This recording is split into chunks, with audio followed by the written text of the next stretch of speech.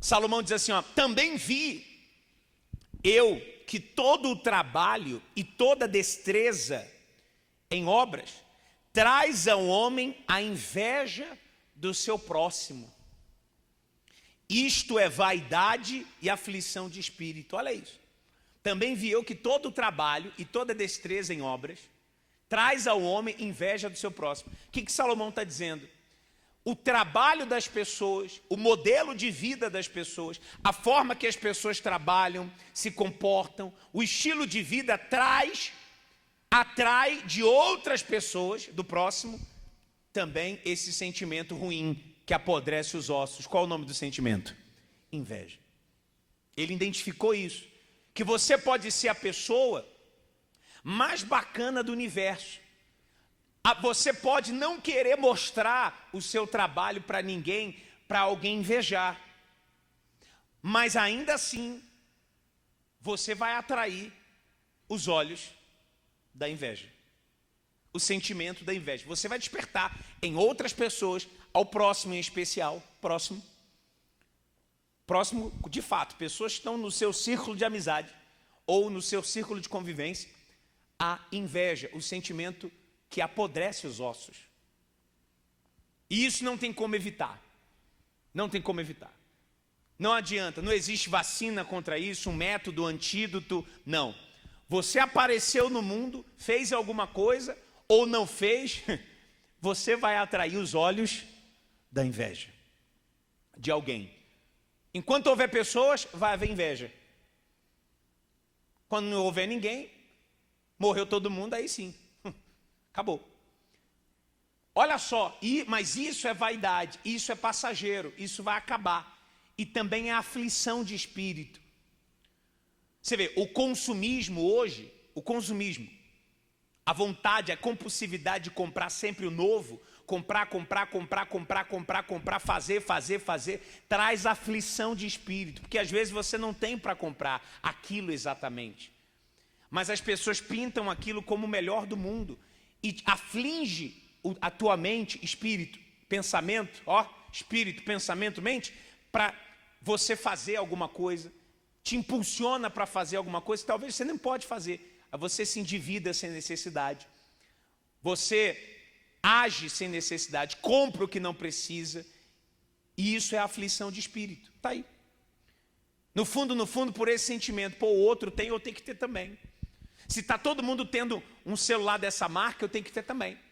Se está todo mundo agora indo por esse caminho, eu tenho que ter também. Se está todo mundo fazendo o A, o B, o C, eu tenho que fazer também. É um sentimento de inveja. Às vezes você fala assim, não é inveja. Não, é inveja. Porque você quer ter o que o outro tem. Você quer fazer o que o outro faz. Porque você admirou e quer. E aquilo fica martelando na sua cabeça. Olha só. Tiago 3,16, porque onde há inveja e espírito contencioso, ou seja, de contender, de brigar, contenção é brigar, aí há perturbação e toda obra perversa. A inveja traz obras perversas. A inveja trabalha na cabeça da pessoa, é um sentimento que toma a cabeça da pessoa e ela só consegue ficar vidrada em fazer alguma coisa, passar por cima de alguém, gastar com o que não pode, fazer alguma estripulia, alguma coisa que vai findar em algo perverso, porque pelos meios normais e justos, dificilmente você vai conseguir, ou vai demorar muito, ou você não vai conseguir ter. Então a pessoa acaba fazendo alguma coisa errada para nutrir o sentimento dela e trazer a satisfação a ela de ter aquilo ou fazer aquilo que o outro está fazendo. Eu não sei se você está entendendo. Quem está entendendo? Pois é. Aí ele diz, Atos 7:9, e os patriarcas, movidos de inveja, venderam José para o Egito, mas Deus era com ele. É brincadeira? Fizeram mal contra ele, mas Deus ainda assim foi a favor dele, porque Deus era com ele. E a inveja, claro, todo o trabalho da vida de José foi movida por Deus. Deus permitiu, mas olha só o que a inveja fez. Deus permitiu isso, ele deu a volta por cima. Mas olha só o que aconteceu.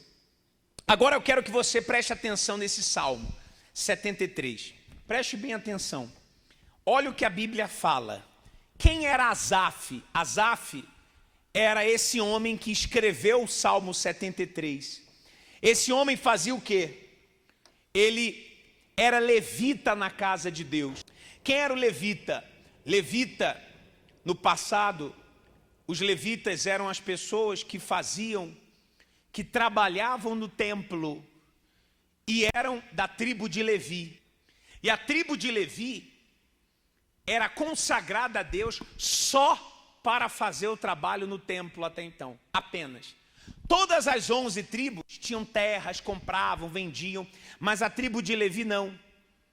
A tribo de Levi era separada, os dízimos das outras tribos que eles traziam ao templo, as ofertas, Deus permitia eles viverem dos dízimos das ofertas e dos votos das pessoas, porque eles tinham um trabalho apenas para servir a Deus, aonde? No templo. A Igreja Universal adota esse costume da tribo de Levi, os pastores da igreja. Nós não vivemos com nada nem de nada. Tem nada no nome, não tem nada assim para terra, não sei o quê, nada disso. Porque nós cremos nessa profecia, nessa palavra da tribo de Levi. E Asaf era o chefe dos levitas. Além de trabalhar no templo, ele ainda entoava cânticos, ele tocava no templo. Ele toda a administração do templo ali, na época, era dele. Ele fazia, ele era o chefe. Mas ele teve uma relação com a inveja. A Bíblia fala que ele fala o depoimento dele no Salmo 73, que quase os pés dele se desviaram. Quase ele dentro do templo, sendo santo, sendo santificado, numa época que não tinha internet, numa época que não tinha rádio, numa época que não tinha televisão, numa época que a globalização era praticamente zero. Você não sabia o que acontecia do outro lado do mundo, nem em tempo real. E se acontecesse, era por mensagem, carta ou mensagem para chegar no outro lado. Demoravam meses, talvez anos, para uma mensagem chegar do outro lado do mundo. Você tinha que andar com camelo, ou tinha que andar a cavalo. Quem era melhorzinho na vida econômica, andava de cavalo. Quem era melhorzinho. Então andava de cavalo até chegar do outro lado para levar a mensagem. Demorava anos até. Quando chegava lá, a mensagem já nem era mais a mesma. Um ano depois, não, já mudou. Essa mensagem aqui é de um ano atrás. Ou seja, mas olha só o que ele diz. Eu quero que você preste muita atenção, porque talvez isso esteja acontecendo com você. E você não sabe. Ou então não está acontecendo, mas você vai ficar muito atento para que isso não aconteça. Ele diz assim, verdadeiramente, Asaf falando, bom é Deus para com Israel, para com os limpos de coração. Ele já está contando depois de ter passado pela experiência. Isso é um testemunho. Esse salmo é um testemunho. Esse salmo é um testemunho dele. Quanto a mim, Asaf, os meus pés quase se desviaram da presença de Deus, né? Pouco faltou para que escorregassem os meus passos. Faltou pouco. Porque eu tinha inveja dos nécios, quando via a prosperidade dos ímpios. Quem são os nécios? Os faltos de entendimento de Deus, nesse caso. Nécio é a pessoa sem juízo, literalmente falando. O nécio é uma palavra antiga para dizer uma pessoa sem entendimento ou sem juízo de Deus, pensamento, não tem nada de Deus a pessoa. Não entende nada da fé, não entende nada. E ele falou, eu tinha inveja dos nécios, pessoas sem sabedoria. Quando eu via a prosperidade, olha isso, ele viu na época essas pessoas que não eram da fé, prosperando,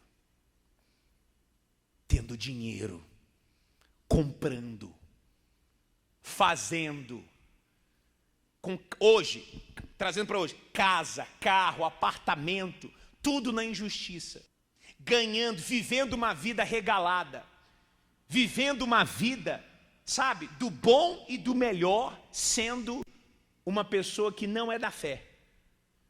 Hoje a gente está cheio de gente assim, cheio de gente assim. Mas olha só, ele está falando, eu tinha inveja, a inveja entrou em mim, eu olhei e vi, de dentro do templo, não, como eu falei, não tinha internet, rádio, TV, nada, mas de dentro do templo, ele viu lá fora o mundo, ele está vendo o mundo. E aos olhos dele pareceu isso. E ele fala, a prosperidade dos ímpios. Quem é o ímpio? O ímpio é a pessoa que não vive de acordo com a palavra de Deus, simplesmente. E consequentemente vive no pecado. Olha só a impressão dele, versículo 4. Porque não há aperto na sua morte. Quem olha de longe, quando você vê um enterro de uma pessoa rica, ou de uma pessoa que tem muito dinheiro na terra, aquela coisa é linda. Quem já foi, já viu o enterro? Lembra do enterro do Michael Jackson? Eu não sei se você lembra, 2004, 2005. Quem lembra, assim, mais ou menos? Aquela coisa bonita. As roupas bonitas. Rapaz, aquela roupa é uma nota, dólares. Eu não estou falando que o Michael Jackson foi ou não foi, não é isso. Eu só estou lembrando do enterro. Então, um enterro bonito. A pessoa assim, até para morrer, a pessoa está cheia, toda bonitinha para morrer. Ou seja, bonita, aquela coisa linda, as pessoas luxuosas, até no luto as pessoas arrumadas. Quando um famoso morre, dependendo do que ele fez na vida, o mundo pinta ele como rei. Todos os canais de televisão começam a notícia, não, fulano morreu, fulano era uma pessoa, fulano fez isso para a sociedade, olha, ele jogou uma bola, o rei do futebol, a rainha de não sei o quê, e aquela coisa toda é o rei, e todo mundo reverencia. Ele viu, isso hoje, porque tem mídia, mas você imagina a época. Então olha só, não há apertos na sua morte. Não há dificuldade. Eu lembro de uma senhora, numa cidade, não aqui, que eu passei, que ela gastou 6 mil no enterro do cachorro. O cachorro já estava morto. Morreu o cachorro. Então veja, 6 mil reais ela gastou no enterro do cachorrinho. Ela não vou dar um enterro digno para o cachorro. Legal. Eu não estou criticando ela. Mas entenda, não há aperto na sua morte. Ou seja, não lhe falta dinheiro, não lhe falta nada. Tudo que tiver, ela vai lá e resolve. Essa era a impressão de Asaf olhando para as pessoas. É a impressão. Então ele continua dizendo, 5. 4 ainda. Mas firme está a sua força. Ou seja, parece que eles são fortes. 5. Não se acham em trabalhos como outros homens. Ou seja, tem homens, pessoas, mulheres, senhores que trabalham feito um burro de carga, mas eles não. As mãos deles não têm calos, são mãos lisas. Nem são afligidos como outros homens. Ou seja, parece que nenhum mal pega eles. Parece que eles são intocáveis. Por isso, a soberba, o orgulho, os cerca como um colar. Olha isso. Olha só. O orgulho, eles são orgulhosos, o peito estufado. E é como um colar, o orgulho, a soberba. Soberba é orgulho. E eles falam, eu posso, eu isso, eu aquilo outro. Humilham as outras pessoas e parece que nada acontece. A inveja fez um homem de Deus começar a pensar de uma forma diferente. E ele começou a se perguntar no versículo 13, na verdade, e se falar, que em vão tenho purificado o meu coração. Poxa, eu me limpei do pecado, será em vão? Porque eles fazem tudo e dão tudo certo, e aqui na minha vida está uma luta. Lavei as mãos na inocência, fui inocente. Pois todo dia tenho sido afligido e castigado cada manhã. Ou seja, é uma luta para trabalhar, uma luta. Eu estou aqui lutando para ser de Deus, estou largando o pecado, estou sendo inocente, meu coração está sendo purificado, tem nada, e para mim parece que é difícil. Esse é o pensamento seu, muitas vezes. Esse é o seu pensamento. Quando você vê o povo no Instagram, quando você vê o povo no Facebook, quando você vê o povo na televisão, quando você vê o povo nas redes sociais, eles têm uma pompa, um corpo, olha, uma conta, olha, um status, olha, seguidores, olha, tem tudo, e fazem tudo de errado, e mesmo assim parece que está tudo lindo, e que não vai acontecer nada. Mas olha só, ele diz, se eu dissesse, falarei assim, eis que ofenderia a geração dos teus filhos. Quando pensava em entender isto, foi para mim muito o quê? Então ele viu isso e começou a se pensar, rapaz, será que talvez eu fiz tudo em vão? Pô, eu estou servindo a Deus aqui, ele servia dentro da igreja na época. Pô, eu estou servindo a Deus aqui em vão. E é para você que é membro, é para você que é frequentador. Pô, será que você tem feito tudo isso em vão? Você tem largado o pecado em vão? Você tem acordado cedo domingo em vão? Você tem lavado o seu coração em vão? Você tem lutado, está uma luta, uma guerra, uma batalha para você. Você não tem o que os olhos podem desejar. O teu coração às vezes pede alguma coisa e você não tem como fazer, porque você sabe que é errado desse método. Então você tem que esperar muito tempo para acontecer uma coisa, ou para comprar, ou para vender, ou para fazer uma coisa. E às vezes as pessoas passam na sua cara fazendo errado e ninguém nunca pega, a polícia não pega, sistema nenhum, ministério nenhum, pega, nada acontece. E você está vendo que é errado, mas ninguém está nem aí. Até que ele, depois de ter pensado tudo isso, preste atenção, ele vira e fala, versículo 17, vira tudo na vida dele. Até que entrei no santuário de Deus.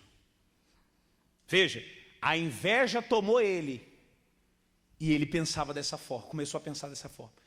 Mas quando ele entrou no santuário, dentro do templo, no santuário, na parte mais santa, perto do Santo dos Santos, antes do santuário, antes do Santo dos Santos, no santuário de Deus, então entendi o fim deles.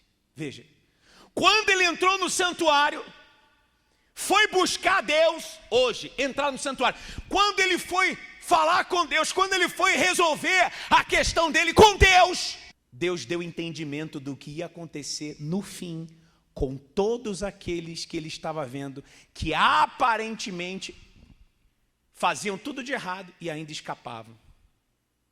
Deus deu entendimento para eles. Deus mostrou para ele que ele estava pensando errado. E ele diz, meus pés quase se desviaram.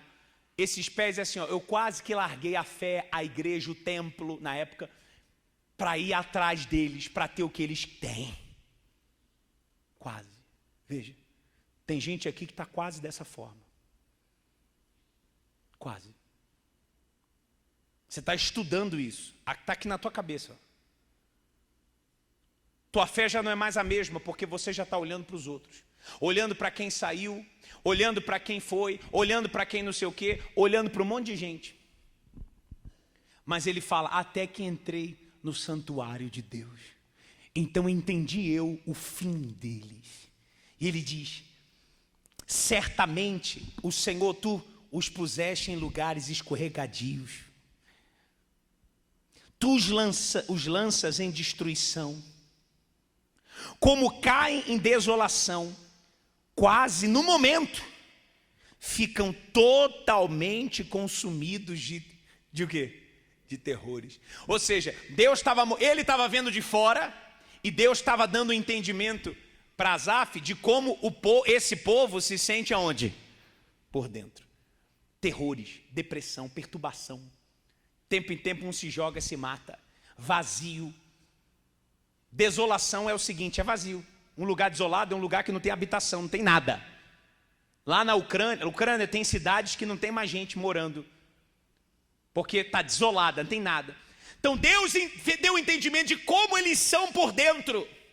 E de todas essas coisas, é como se Deus estivesse falando assim: Asaf, hoje eles estão tendo aqui na terra 80 anos é o máximo que você vive aqui, 90 morrendo. Mas eu, Asaf, vou virar o jogo.